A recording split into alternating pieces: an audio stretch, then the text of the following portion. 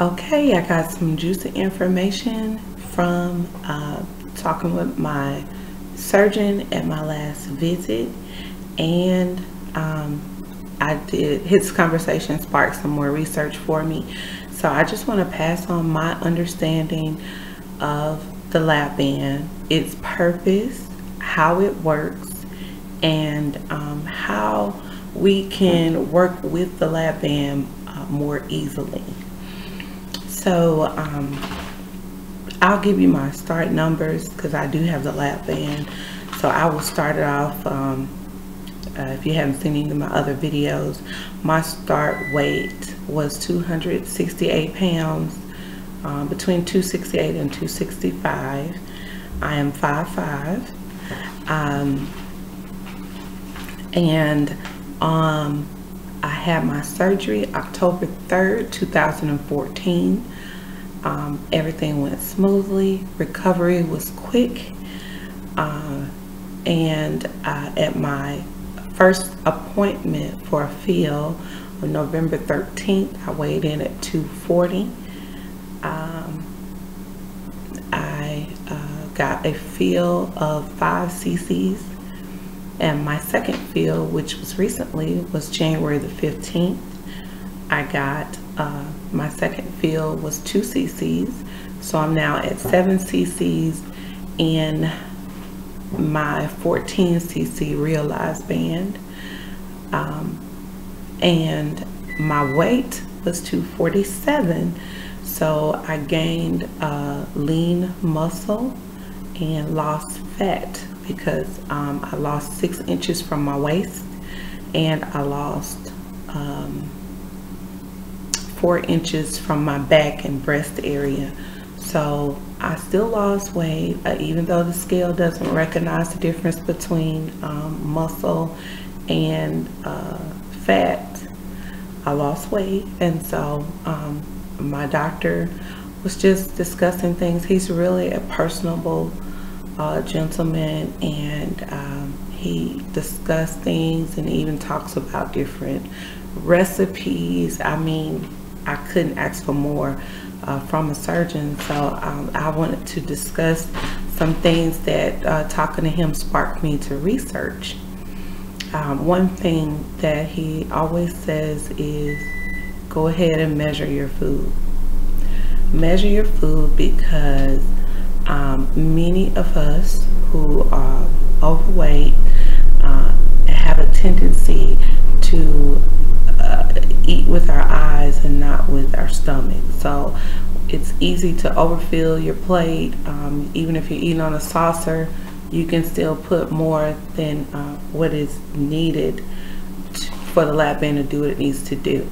So I guess I want to describe and talk to you about how the Lapband works, because a lot of people are getting banded and they have no idea what the band actually does. The main focus is, I want to lose weight. Well, you need to know how a device works in order to use it as a tool. There's so many people that come on that I've met, or videos I've watched, that remind us that Lapband is a tool, but there's not many people that give you an in-depth understanding of how to use that tool.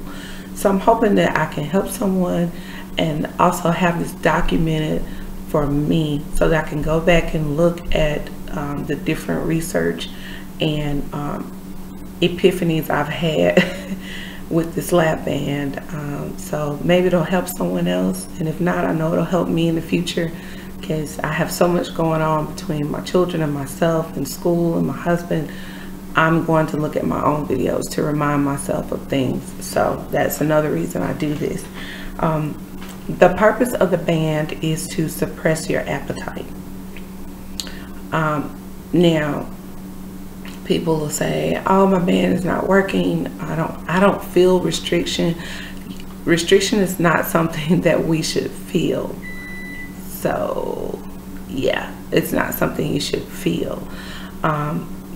Some people have a complaint that I'm able to eat whatever. I can eat chips, I can eat this, I can eat that. I probably could too. But why test your band? You know, why are you eating it? How do you know you can eat it if you're not trying to eat it? And why are you trying to eat it if you're trying to lose weight? It's just counterproductive. And I've talked about that on another video, so I'm not going to get all into that. What I'm going to do is stick to my topic, which is how the Lapband works and how do we work with it. So the first thing my doctor suggested is to measure. Use a measuring cup. I actually put my food in a measuring cup before I put it on my plate. I use to help me be consistent in the amount of food I'm taking in, because that matters for the Lapband to do its job. I consistently use my Lapband plate. It has a section for the protein, my carbohydrates, and no starch vegetables, and salad. This is only 7.5 inches, but it does have the Lapband name all around it. And I know some people are very discreet about having had the Lapband, so I am making I will be making plates that are functional and do the same thing, that are dishwasher safe, microwavable, so that you can use it and still have your portions measured out properly without it having the Lapband logo all around it. So I'll be doing that, but I use that plate and I measure according to what we should be eating, which is 4 ounces of protein, solid protein. And 4 ounces of solid protein is 1/2 of a cup. 1/2 of a cup. That's probably not gonna come out right, but 1/2 of a cup. So I fill this 1/2 cup up and then I put it on my plate. And then for my vegetables or salad, I use the 3/4 cup, which is about 6 ounces for my vegetables. And if I have carbohydrates, I only do 2 to 3 tablespoons, which is a little less than 1/4 of a cup of that. It's not going to look like a lot of food, although it being on a smaller plate or a saucer helps. It doesn't look like a lot of food, so your mind will say, what, that's not enough, excuse me, that's not enough, I'm still hungry, you need to eat some more, or what, excuse me. Whew. That really tasted good, I would just like another bite of it. But it's not necessary to stop your hunger. I hope you got that. Eating more food is not necessary to stop your hunger. What will stop your hunger is patience. You have to allow the Lapband to do what it was installed to do. So what does the Lapband do? What is the Lapband's job? Its job is to communicate. Its job is to assist your stomach to communicate with the hypothalamus in your brain, to tell it that you're no longer, that you're satisfied. You have food and that amount is enough to satisfy you, so you're not hungry, and in the world of my finger, so you're not hungry, and so that it won't think it's starving because of the amount you ate. So what it does, we know where the band is located. It's around your stomach. Why is the band on the top part of your stomach and not the bottom part of your stomach?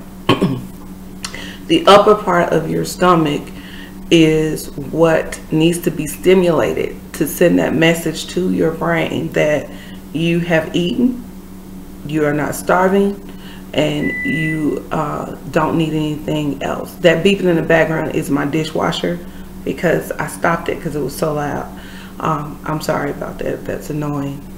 So keep in mind that once you put the food in and you've chewed it, you need to give your stomach time to realize you have enough food in it because it's inside that upper pouch, so it's stimulating it. And give it time to send, which is about 15 to 20 minutes. And you may be hungry. Once you eat these 2 small portions, and if you have carbohydrates, that 1/4 a cup or less, you will still be hungry, but you have to walk away. This is where it comes in, your control. The Lapband won't do that for you. You have to get up, walk away, give yourself 15 minutes, 20 minutes. If that means folding clothes, if that means going outside for a walk, even going outside just to sit in your car, listen to music. If that means doing something for that 15 to 20 minutes, locking yourself in the bathroom, take a shower, eat, go take a hot shower for 15, 20 minutes. And by then, I promise, if you're still hungry, then you probably need a feel. But before you need a feel, test to see if you're thirsty, because most of us are not getting the water that we should be getting.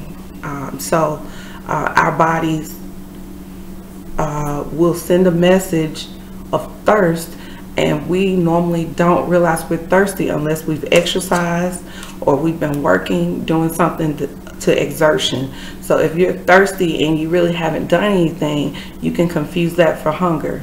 So you're feeding your thirst with food, and you're still not getting what you need for your skin, to release toxins, just for your general health. You need water to keep your body balanced. So if your body is not balanced with the right amount of fluid, water, hydration, then you're going to have that constant hunger.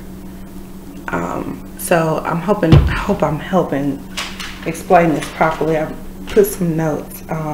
So walk away, wait, and give the band time to do its job. So that band is going to hold that food in your pouch long enough for the upper portion of your stomach, which is the pouch, we call the pouch, to send that message to your hypothalamus that you have been fed, you are satisfied, and there's no need to store food because you're starving. And so then it'll cut your craving or your hunger.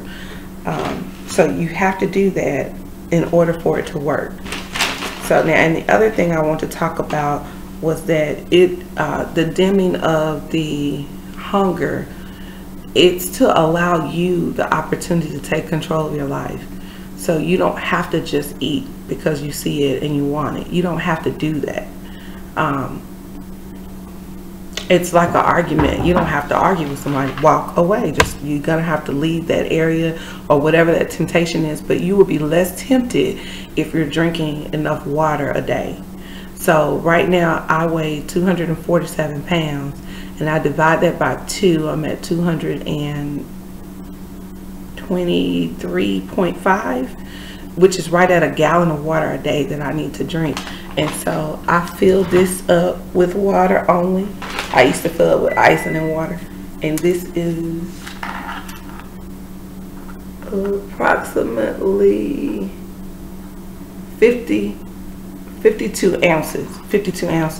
So if I drink 2.5 of these a day, then I'm at half my body weight in ounces for water. And I'm so full during the day that I really don't have issues with hunger. So am I in my green zone? Probably not. I have a 14 cc band and I am only at 7 cc, so probably not. My doctor said that between 9 and 11 cc's is usually when people feel, or when people start living in the green zone. So feeling restriction is a myth, because you don't feel it.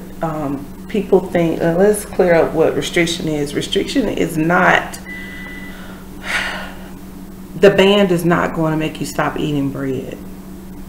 Your eating technique with having the band will make you stop eating bread. The band is not going to make you stop eating sweets, sugars, or cakes, because that's lighter food, it's going to slide straight through the band. It's not going to stop it unless you've eaten protein first. So you're going to have to do that. It's not going to take that responsibility from you. And if you can't do that and you have not gotten the Lapband, either get your mind to the point where you can, and you start making it a habit of not to do it just because you see it and want it, or consider a different type of surgery, or wait until you're strong enough mentally to do this.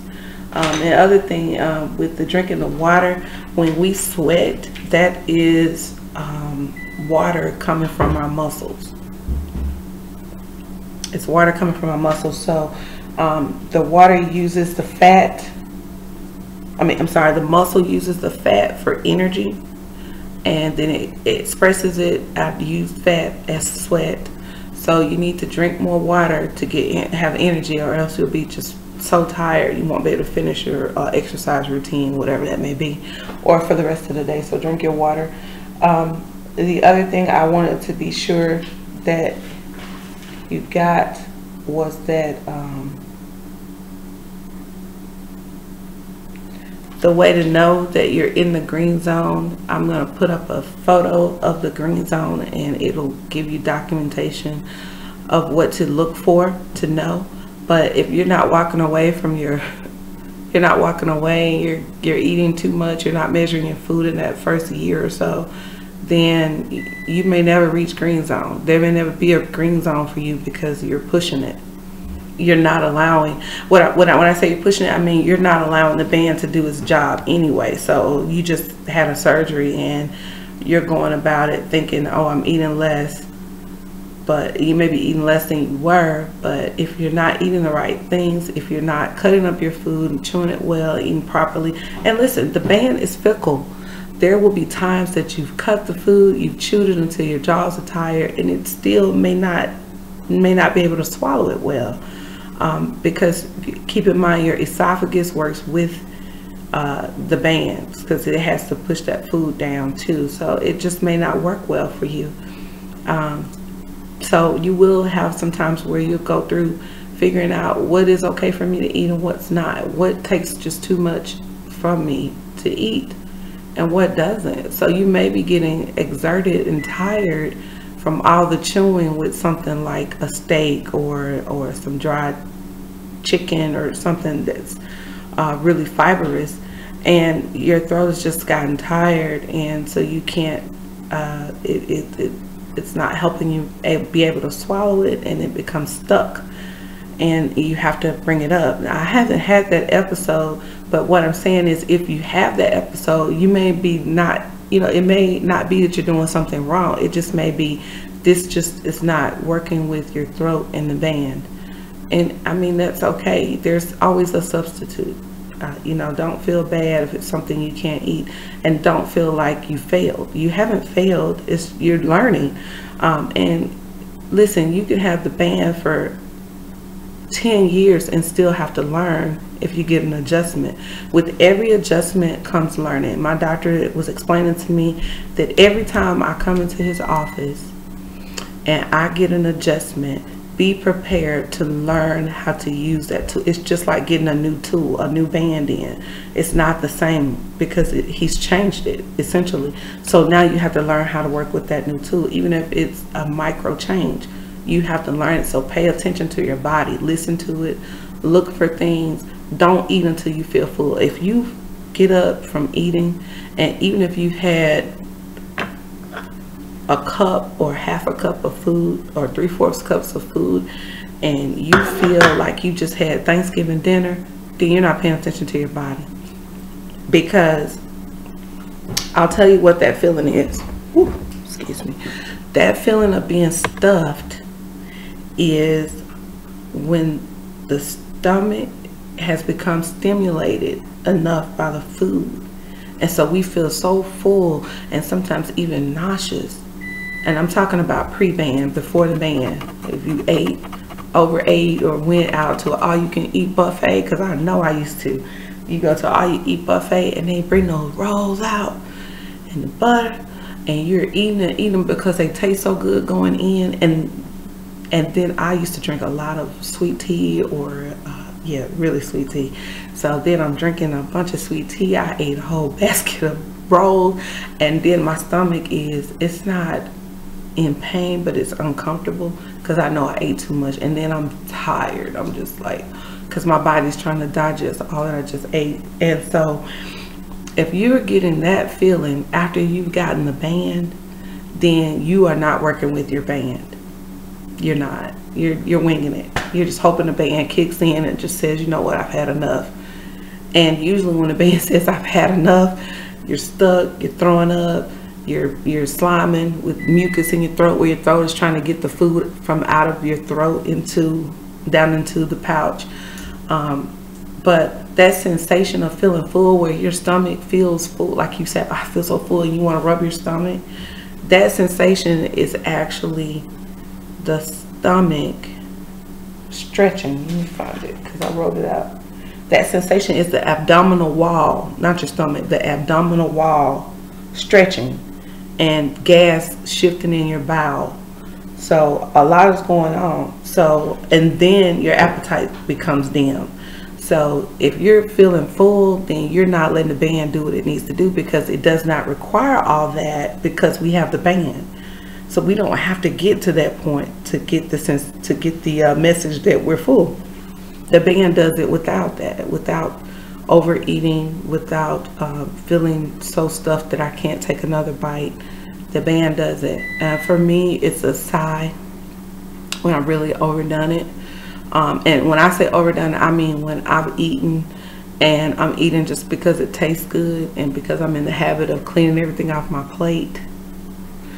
I'll just, like I'm trying to make room, and I just have to get up and leave it alone, even if it's not, I haven't eaten the portions that I put on my plate. I mean, I can always drink water.